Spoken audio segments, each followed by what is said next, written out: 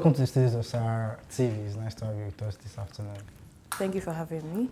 Can you just go down memory lane and how the journey started for you as a drummer? Wow, thank you.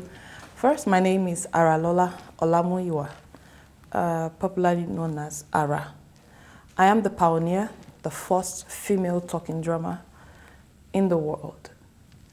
The talking drum, my instrument, was a sole preserve of men for centuries. It was a means of communication before I became the first female talking drummer. You've been in the industry for over 20 years. Can you tell us how it feels for you? Wow, it's something that I don't take for granted. Being in the industry for over 20 years.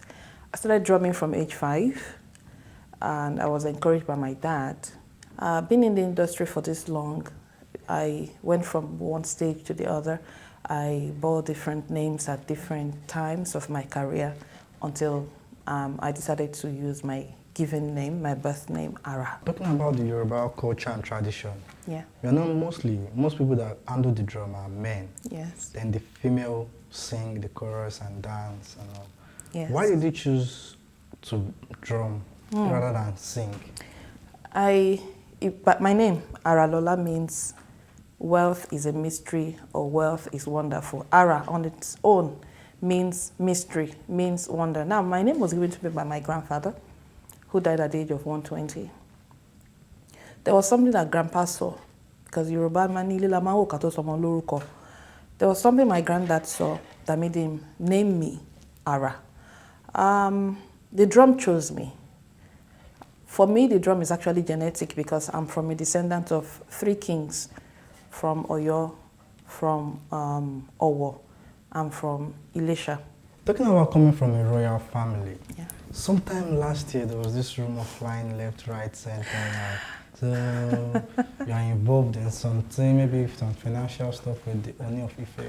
What can you say about what was the reaction, or what can you say? How true was that rumor?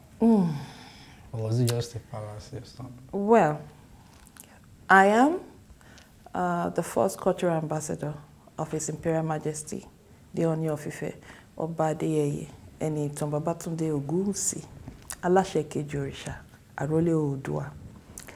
I resigned after over a year. Well, you don't resign such, but I took a leave because I had to do so much and I wouldn't be doing justice to that highly esteemed position and office of being the cultural ambassador to Alashe Keji Orisha. That was the closeness I had with him. I had a father-daughter relationship with him, and I had a mentor. He was a mentor and still is a mentor. And that was it. I guess my king, being a very handsome king, being a swagalicious king, of course, Ara is a beautiful woman, a cultural activist. So people would definitely add 1 + 1 and get 1 to 1. So I guess that's where the rumor came from. There's nothing to it. That was just what it was about. So what do you think are behind these rumors? Well, like I said, it is not out of place for a king like the Oni to marry somebody like an Ara. It isn't really. So if people peddled the rumor, they have a right. From their own perspective, is what ought to have been, but they have a right. So but of course, I had to come out and dispel it because it was nothing but a rumor. Because I'm still a single woman, and if any man knows that I have been with His Imperial Majesty or has the inclination that I have been with His Imperial Majesty, it could affect my relationships. So I had to come out and quickly kill the rumor. It was a rumor, but I know that my closeness to him and my heavy presence in Ile-Ife at the time made people say that. I don't know who was behind it. I don't know. Did he get wind of the rumors? Did he get to him, or did he hear anything about it?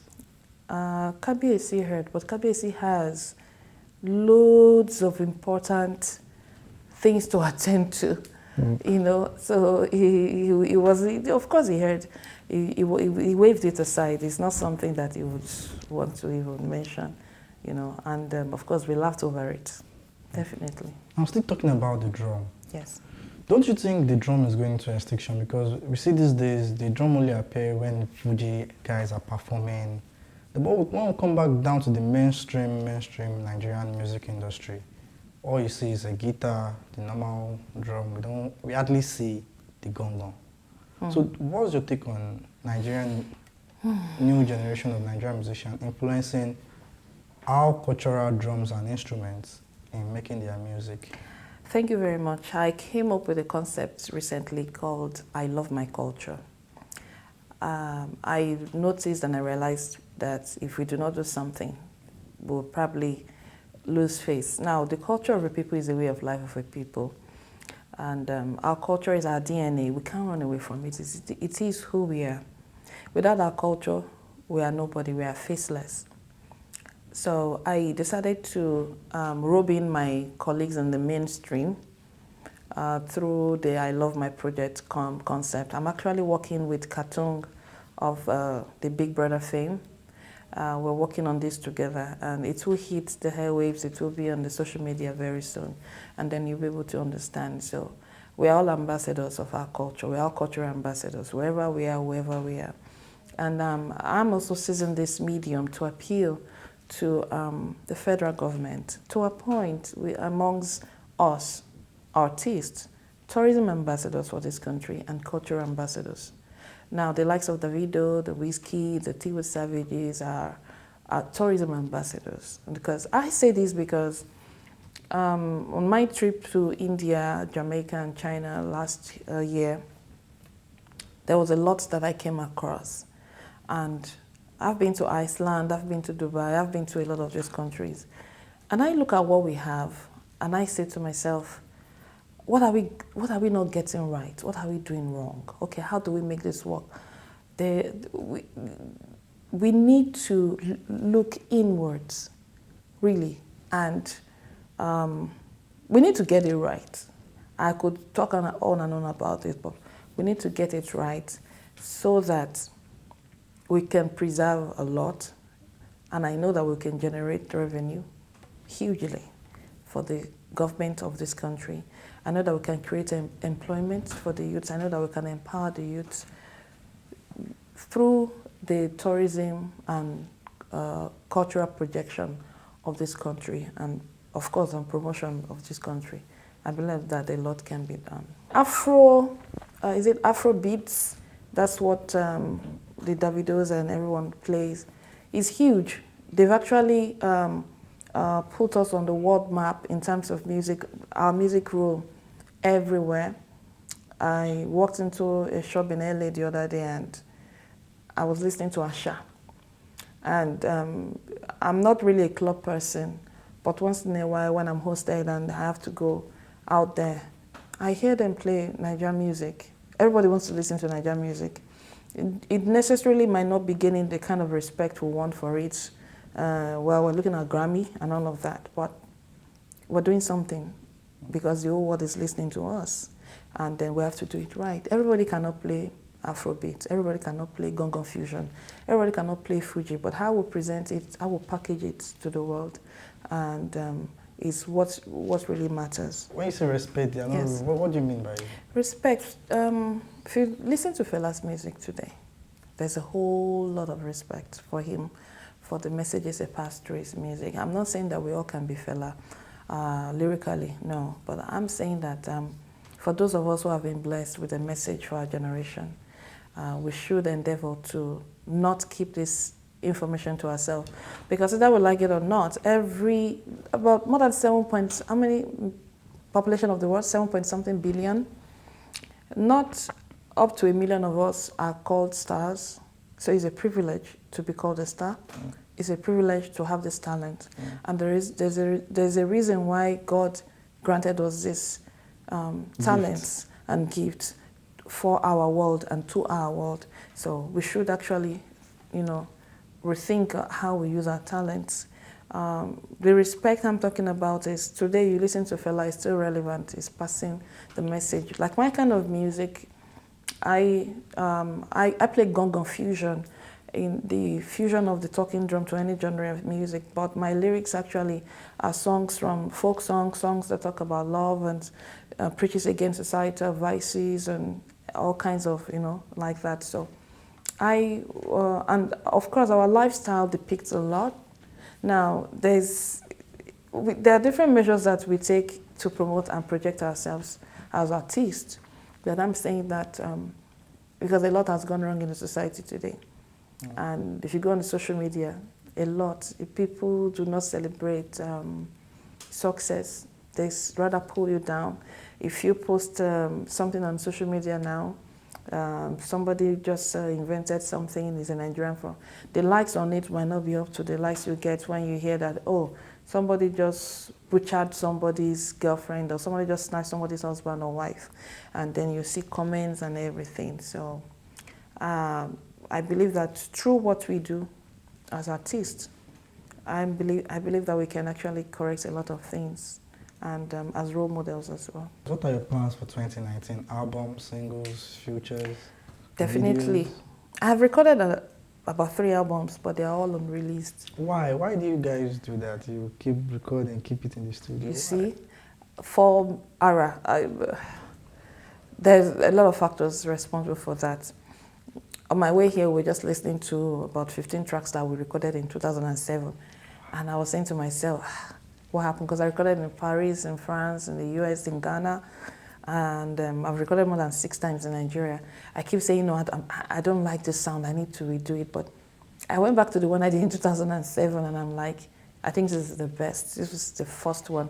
Then I recorded a gospel album. I was going through a time period. The time, everything just went. I went from hero to zero. And I had to retrace my steps. I gave me opportunity to go back into myself to implode. And that moment, I listened to my voice and I said to myself, this is the best song I've ever released, because I had revelations, it came from my experience. So I said to myself, I'm going to release these songs. So yeah, expect them, expect songs from our videos. And I love my culture. It's coming to campuses across. We're starting with Unilag very soon, in 2 months' time. I don't want to say the date so you don't say I'm advertising. Anyway, so I'm doing that. A lot, they expect a lot from me this year. I'm also open to collaborations, really. I'm hoping that I'll be able to collaborate with my colleagues in the mainstream. And this is to push the culture, because without you, I can't do this. I'm reaching out to all of you. I'm reaching out to Davido. I'm reaching out to Burna Boy. I'm reaching out to Olamide. I'm reaching out to Wizkid, Niniola, Teniola. I can't do this without you guys. I need you guys to be able to push this culture, make it attractive to those who listen, your fans, our fans. But of course, we all have different classes of fans. So I'm actually calling on you to support I Love My Culture, and feature me on your works. And let me, the talking drum, it's our culture, it's who we are. It mustn't die. Please don't let it die. You said there was a time you're going through some trying period and all. Yes. How's it been being a single mom? Okay. Juggling with your music. And during this period, what was going through your mind, and how did you get out of that period? Wow, it was a depressing period, because I love family, I love children, and I'm a woman that loves to have my family, and all of, because I love to cook and all of those things. It was a marriage that should never have taken place. I have my own share of the blame. A lot was involved. I shouldn't have gone ahead. I saw all the signs. But when you love somebody, you say to yourself, when we get married, to change and everything. And that is just who he is, or who he was at the time. And still is to an extent, because his background depicts that. you know, but I said that the main reason why it happened wasn't because of the other women and stuff. There were a lot of things that were involved that I've forgiven him because he has begged me, and I don't want to talk about those things anymore. But at that time, I was really depressed. I had to go back to my father's house. I left my record label. My contract expired in 2007 with my former management. And when I left in 2007, I left without a dime. There was no money. Because for 7 years I was a slave. For 7 years I was not allowed to, I was cut off from everything, from everyone, from family. I had no friends. It was just me. I worked hard. I worked hard, my blood. I did everything. I gave my soul, my blood, my everything, my sweat for those 7 years. And when I wanted to leave, naturally they wanted me to sign a new contract, but you wouldn't blame me. I went on tour to America for like 2 or 3 times, and I was told I was going for exposure. There was no money. There was a lot involved. And that's why a few weeks ago when I read about Tiwa's exit from Mervyn Record, I cried. Why? I'll tell you why I cried. She's blessed. I feel that, and I know that, if I had had a Don Jazzy in my life when my career as Ara started, I wouldn't be here where I am today. My career will have grown bigger. And I was abused, I was violated, I was robbed. And I'm trying to be nice with my words, and I'm trying not to cry, because it's actually very emotional for me. Because those 7 years of my life, I can't get them back. Even if I were to go to court today and sue him for $1 billion, it will not buy back those moments, those 7 good years of my life that I labored so hard for the Ara brand. You know, they showed how it should be done. Don Jazzy showed how it should be done, and I salute you, Don Jazzy, and I say thank you for doing it right and for being a good example to record label owners and management teams. And you don't take advantage of your talents. You need talent and technique need each other. And I think this is a story for another day. And I also say thank you to Steve Abeko. Thank you. Simi also left. And there is no bitter story. Mine was a really bitter story. And I smiled through the tears, through the abuse, every form of abuse you can imagine. I went through it in the hands of my former manager.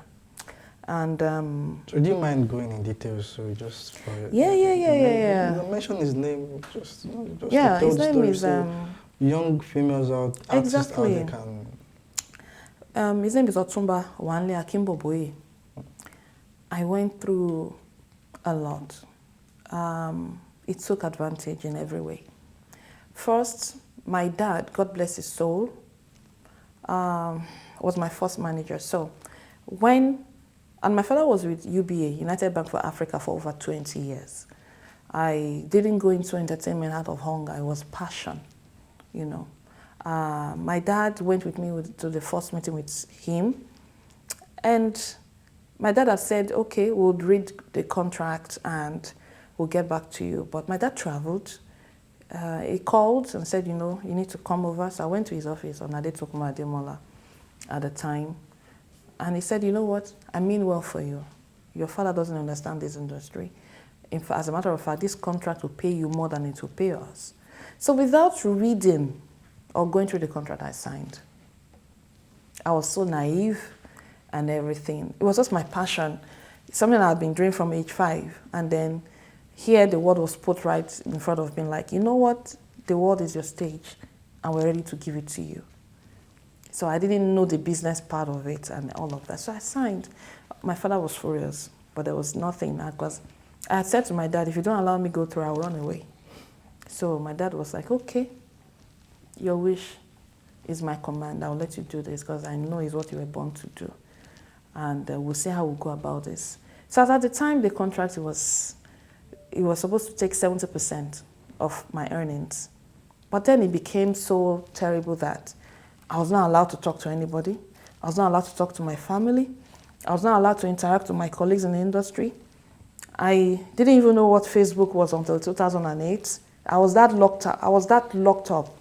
Even the band that they set up for me, the interaction was minimal. A lot was wrong. And I'll tell you, it wasn't ordinary. It wasn't ordinary. I remember a series of events because I lost my mind at some point. And I remember an experience I had in New York. Okay, we're in Atlanta, and they had said I wanted to run away because he always had my passport, so I couldn't even go anywhere. Stevie Wonder called me like 2-3 times. Hey, Hara, I got something for you. Come over. And I'm like, ask Wanley. As in, ask Wanley. He got my passport, and he'll be like, okay. So, of course, he couldn't see anything. And I remember they said I wanted to run away. Meanwhile, that was my first time at the Atlanta airport. And I didn't know that the restaurant was close by. So I walked all the way down. And by the time I came back, oh my God. So we got to New York. I was locked up. I wasn't given food from morning till like 5 p.m. And I cried and cried. This is just 1 out of 200 I'm talking about. If you ask the team, I design my hair, I write my songs and arrangements with the band leader. Then Laolu Lemoshe was the band leader, a fantastic bassist. We would sit down and do the arrangements and everything, the choreography, breakthrough eBay. He still does that. It's very good. A lot of us, the band, we really worked hard and we were badly treated.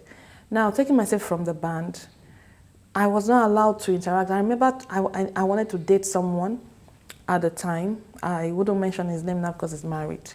And this guy came at me. I communicated, but I would hide and call. Then they found out that I was talking to him.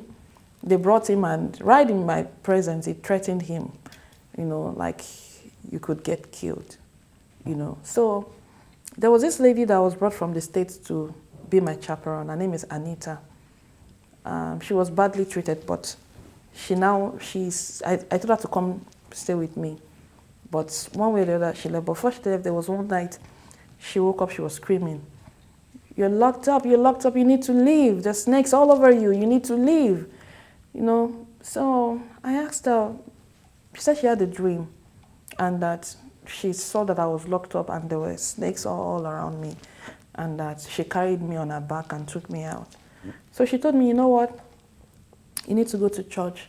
So she told me she went to ask my manager and he was like, if you take her to church, I'll kill you, So there are a lot of things involved that I'm censoring and all of that. Of course, we dated, and what happened was, and he didn't do this to just me, to a lot of the females around who later opened up and talked about it to me.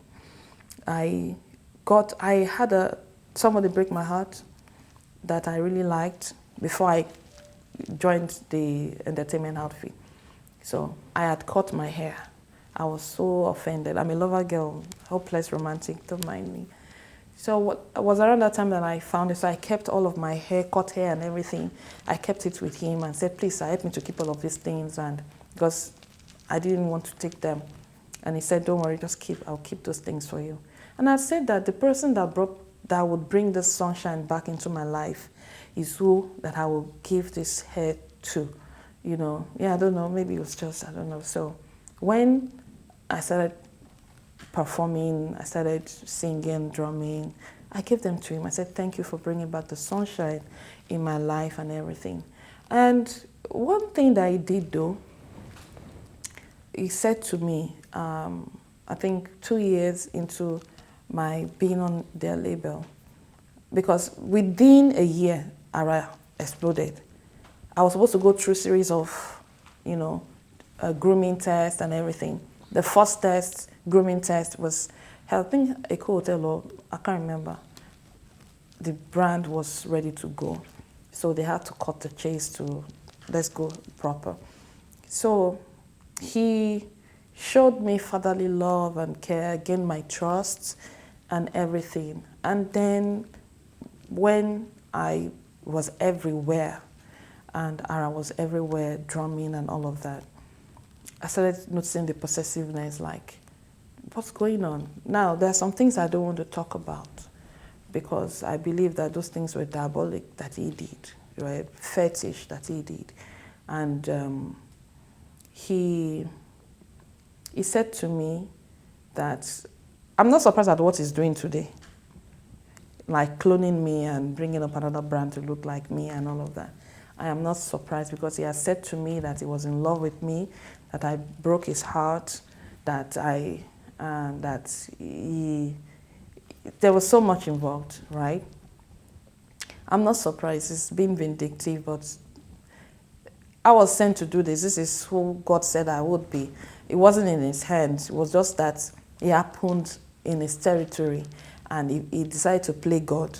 But nobody can play God in my life because this is my God-given talent. So why this is so emotional for me and why I cried when Tiwa left Melvin in a beautiful way. She's really done so well. The management did so well for her. She's a huge success. And I looked at her and I looked at my story and I said to myself, oh my God, well, it didn't work out for me, but it has worked out for somebody. And at least Don Jazzy has set the perimeter for how this should be done. And I would say to female artists, and every artist, young artist out there, do not sign a contract without giving it to your lawyer to go through it. That was the number one mistake I made. And I did not listen to my parental advice and guidance because they knew it was just passion. I was just eager to do this, and I made those mistakes along the line. And this man who gave me a beautiful platform, he gave me a wonderful platform, but decided to play God and take advantage of it. And I said to him today, if he's watching, if he's listening, I said to Wale Akinboboye, Otunba Wale Raphael Akinboboye, you did well by me, you did good by me, but then you decided to play God. I want you to know that God gave you so much, and to whom much is given, much is expected. I beg you, do not take advantage of these new ones you have in your hands. You know what you did to me.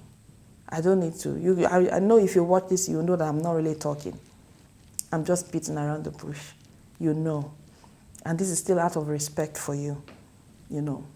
Please, I beg you, everything you did to me, every wrong thing you did to me, and that you are still doing to me, it takes the grace of God to be who I am today because I'm a Akondai Danimi.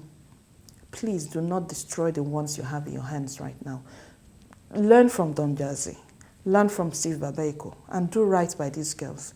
These talents that God has placed in your hands again. Do not destroy them, please. Thank you. I was so emotional. Sorry Thank about you. that. Having gone through such experience now, do you think the industry is doing enough to protect the female artists in it? Well, it's a man's world. It's not about the female artists. It's about artists generally. It's about people not taking advantage of talents. We are very gullible and very vulnerable. Now, I'm speaking generally now. It takes, and it doesn't happen, this is not just in Nigeria, it's all over the world, you know. But you know, Nigeria, when we do our own things, the karamo is always much, if you know what I mean. So I believe that there should be bodies, regulatory bodies, that sees to this and protects talents. You know, these bodies need to, just like the NLC, you know, needs to, yeah, itself. They need to step up the game and protect intellectual properties. Look at movies. You shoot a movie with millions. Next day you are seeing it on the street, it's being hacked. Who is protecting? I don't know. I don't have the know-how. I don't know how it's going to be done, but I believe that it is possible because in other civilized societies, it's being done. At least it's been reduced to the barest minimum, and people are earning money for their intellectual works and all of that. So why a Nigerian man who are so talented, loads of talented people in this country. So please, management companies, record labels, if we still have them, it's not about, please, it's not about taking advantage of talent. See, it's a win-win situation for you. Look at Don Jazzy, look at Steve Babeko, look at Simi, look at Tiwa Savage. These people have been all over the world making us really, really, really proud. And they have everything to show for it. There's no reason to tie a talent down. You use them and they have nothing to show for it at the end of the day. I'm a special breed. God has been really good to me. If not, you'll not even be seeing me on your screen anymore. The war, man, was hot, but one with God is a majority. On a last note, what would you say to a young lady who wants to pick the gongon? What would you say to her? I would say that first, is it your passion? Because passion is what will keep you going because in entertainment industry, it's not just about the fashion, the glamour. It is spiritual. Now, if you're ready for the battles, ride on. Not just on talking drum. Generally a singer, a rapper, a talented person. Entertainment is spiritual. If you're ready for the battle, then ride on. But make sure that you have a tight relationship with God and hold him tightly. And make sure it's your passion. And I pray that God will bring your destiny helper to you, who would give you a good platform for you to excel and make wealth out of your talent. Thank you. Oh, thank you very much for coming to us. Thank you for drilling me.